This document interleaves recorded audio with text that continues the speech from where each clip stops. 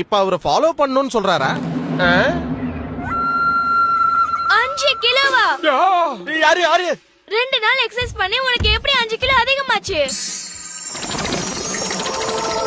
நான் சொன்ன மாதிரி நீ டயட்டிங் இல்ல, கரெக்ட் தானே? இதுக்கு என்ன பண்ணனும் தெரியுமா? ஓ வேண்டாம் வேண்டாம், புஷ் அப் மட்டும் வேண்டாம். 10 புஷ் அப் 20 இழு. ஊர்ல இருக்கிற மரம் எல்லாம் உடைஞ்சிடும்.